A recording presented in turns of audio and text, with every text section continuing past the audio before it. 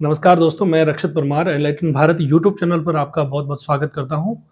दोस्तों, आज का जो ये वीडियो है वो देश के जाने-माने एक साहसिक पत्रकार रवीश कुमार के इस्तीफे के बारे में है कि रवीश कुमार ने हाल ही में पिछले 2 दिन पहले एनडीटीवी से इस्तीफा दे दिया है। दोस्तों, ये भारत के लोकतंत्र में जर्नलिज्म के क्षेत्र में एक ऐसा एक ऐसा अध्याय लिख दिया है रवीश कुमार ने कि उन्होंने अपने जॉब से जिस एनडीटीवी में उन्होंने पिछले 27-28 साल से बेबाकी के साथ में एक जनपक्षीय पत्रकारिता के संदर्भ में जिस प्रकार से उन्होंने काम किया है, उस काम का आखिरी दिन कल परसों जिस प्रकार से रवीश कुमार की हमने बात सुनी इस्तीफे के दौरान कि उनका जुड़ाव सीधे जनता के साथ है। तो दोस्तों, मतलब आप लोगों के बिना, नागरिकों के बिना, जनता के बिना कोई पत्रकार कैसे मजबूत हो सकता है? तो जो जनता की बात करता है, जनता की आवाज बनता है, जनता के मुद्दे उठाता है, वो ही असल में आपका एक सच्चा पत्रकार बन सकता है। लेकिन देखिए कि जनता की आवाज भी कई पत्रकार उठाते हैं, लेकिन उसमें भी सब में सबसे बड़ी बात, सबसे खास बात रवीश कुमार में ये थी कि उन्होंने 2014 के बाद में बीजेपी का जिस जिस प्रकार से तानाशाही रवैया, चाहे वो नरेंद्र मोदी की तरफ से हो, चाहे वो अमित शाह की तरफ से हो, चाहे वो पूरी भाजपा की तरफ से हो, और जो भाजपा समर्थकों की तरफ से जिस प्रकार से जो पत्रकार है, जो राइटर्स हैं, उनके ऊपर जिस प्रकार से हमले हुए, उन सबको देखते हुए रवीश कुमार ने जो एक बेबाकी के साथ अपनी बात को रखना जारी रखा, वो देश के लिए एक मिसाल के तौर पर है। रवीश कुमार ने घुटने नहीं टेके, बल्कि सत्ता के समक्ष एक चुनौती बनकर खड़े रहे। पूरी भारतीय जनता पार्टी चुनौती देने के बावजूद भी उनके सामने इंटरव्यू देने नहीं जा सकी। यही रवीश कुमार की सबसे बड़ी ताकत है कि एक पत्रकार से एक पूरी सरकार डर गई। रवीश कुमार ने कहा कि भारतीय जनता पार्टी ने मेरा बहिष्कार कर दिया है, लेकिन वो खुलेआम चुनौती भी देते हैं कि कोई तो नेता आता, कोई तो नेता इंटरव्यू के लिए आए। तो जब भाजपा सरकार, एक तरफ उनका दावा है कि वो एक विकास की राजनीति करती है, जब आप विकास की बात करते हो तो आपको डरने की क्या जरूरत है? तो आपको मीडिया से मुखातिब होने की क्या समस्या है? मीडिया से रूबरू होने में, बातचीत करने में क्या समस्या है? लेकिन पिछले 2014 से हम देख रहे हैं कि देश में जिस प्रकार से प्रधानमंत्री और गृह मंत्री एक जिम्मेदारी के साथ में जो बात करते थे, वो जनपक्षीय पत्रकारिता को एक बड़ा आघात पहुंचा है। और वो जो संवाद, वो जो डायलॉग, वो जो इंटरव्यूज होते थे, वो फिलहाल बंद हो गए हैं।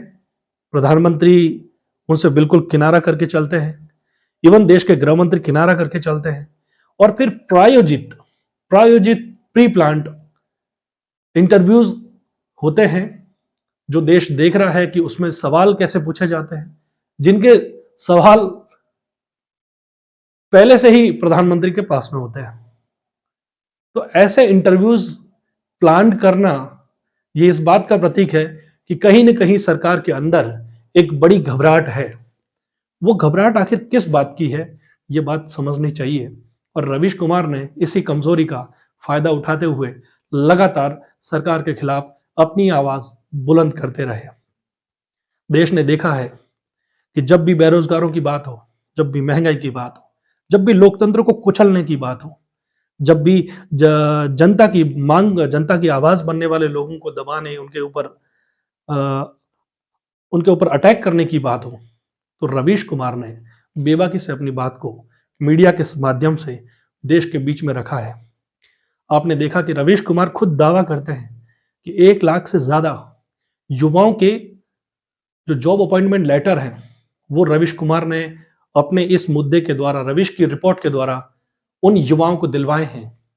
रवीश का यह भी दावा है कि इवन बीजेपी के कई कार्यकर्ता उनके सीधे संपर्क में रहते हैं और उनके माध्यम से कई मुद्दों को उठाने की बात करते हैं। देखिए, जब भी सत्ता का आतंक, सत्ता का दबदबा देश की जनता पर कायम होगा, जब जब देश के पत्रकार, सच्चे पत्रकार आगे आएंगे, आवाज उठाएंगे।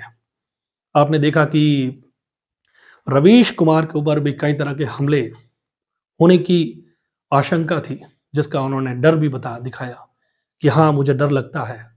लेकिन एक बात वो फिर कहते हैं कि एक डरा हुआ नागरिक, एक डरा हुआ पत्रकार एक मुर्दा नागरिक पैदा करता है, एक मरा हुआ नागरिक पैदा करता है। तो एक पत्रकार की जिम्मेदारी बहुत बड़ी है दोस्तों। वो जनता की आवाज, वो जनता की बात उठाए और वो सरकारों के सामने घुटने नहीं टेके, उनके तलवे नहीं चाटे। आप समर्थन करते हैं, अच्छी बात है, लेकिन आप पॉलिसी मेकिंग पर लगातार रिफॉर्मिंग वे में आपको सरकार के साथ जोड़ना पड़ेगा, जूझना पड़ेगा, आपको आवाज उठानी पड़ेगी, क्योंकि जनता की बात, जनता, आप देखते हैं कि, देखिए आपको मैं एक बात बताना चाहता हूं दोस्तों, कि जो कार्यपालिका है वो विधायिका के प्रति उत्तरदायित्व है, और जो विधायिका है वो विधायिका जनता के प्रति उत्तरदायी है। आप ये देखिए कि जनता उनमें शक्ति देती है, लेकिन आज हम जनता को देखते हैं कि वो जनता हमारी कितनी कमजोर होती जा रही है।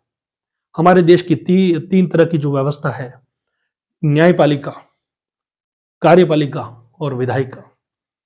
एक का काम है कानून बनाना, एक का काम है कानून को लागू करना, एक का काम है कानून बनाने के बाद, लागू होने के बाद देखना कि उसका इंपैक्ट क्या है, जनता को न्याय देना।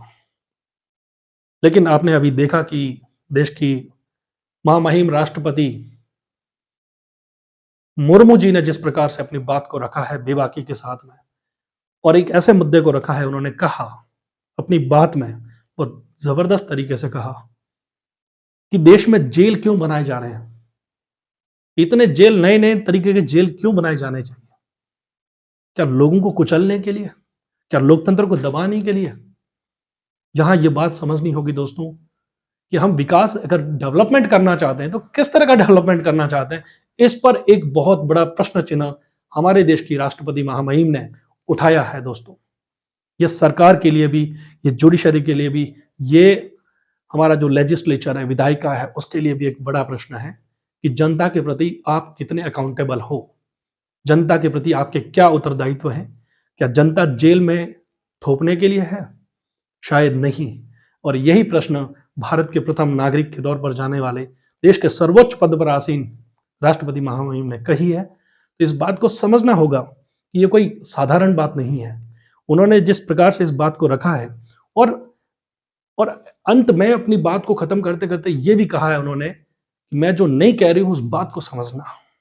दोस्तों, इस बात पर जब गौर करेंगे तब तब ये लगेगा कि देश में क्या कुछ ऐसा हो रहा है जो अभी भी, जिस पर ध्यान नहीं है लोगों का। किन लोगों को जेल में डाला जा रहा है, राष्ट्रपति के इस तथ्य से आप समझेंगे कि किन लोगों को जेल में डाला जा रहा है। इस पर बहुत बहुत बड़ी बहस की आवश्यकता है, इसके ऊपर काफी रिव्यू की जरूरत है। और सुप्रीम कोर्ट को, कार्यपालिका को, विधायिका को एक संदेश दिया है राष्ट्रपति महामहिम ने कि आप कैटेगराइज्ड करिए, कैदियों को आप वर्गीकृत कीजिए कि एक तरफ कैदी के साथ ये समस्या है कि वो खुद भी बाहर नहीं जाना चाहता है क्योंकि वो अपमानित हो चुका है, और वो समाज के बीच में अब किस तरह से जाए, इसलिए वो खुद भी अब जेल से बाहर नहीं जाना चाहता है। दूसरा, उसके सामने चुनौती है कि अब उसके परिवारजन भी उसको जेल से बाहर नहीं निकालना चाहते। तो ऐसी दुविधाओं से हमारे कैदी भी गुजर रहे हैं। तो देश को एक सस्टेनेबल प्रोग्रेस की तरफ लेके जाना है, तो आपको एक कोऑर्डिनेटेड वे में काम करना पड़ेगा, एक इंक्लूसिव तरीके को अपनाना पड़ेगा। कि आप जेल बनाकर क्या कर लेंगे? आप कुछ ऐसा काम करिए कि क्राइम होना बंद हो, देश में अपराध दर कैसे कम होगी, इसके ऊपर सिस्टमेटिक काम करना पड़ेगा। तो मतलब राष्ट्रपति महामहिम का एक जो संदेश है वो समझने की बात है। ये हमारे जुडिशरी के लिए भी एक बहुत बड़ा प्रश्न मैडम ने खड़ा किया है कि जुडिशरी का काम करने का तरीका, मतलब हर जज के मन में आगे बढ़ने की मंशा जरूर है, लेकिन वो न्याय के मसलों को छोड़कर कुचलकर आगे बढ़ चला जाता है, और पीछे दबी कुचली रह जाती है देश की जनता। मैडम ने एक बात और कही कि लोग डॉक्टर के पास और लोग कोर्ट में कब आते हैं? जब वो परेशान होते हैं, जब वो दुखी होते हैं, जब वो उलझन में होते हैं। लेकिन हम क्या देख रहे हैं कि हमारे देश की जेलें भरी पड़ी है और नई जेल बनाने की बात की जा रही है। क्या देश का विकास यही है?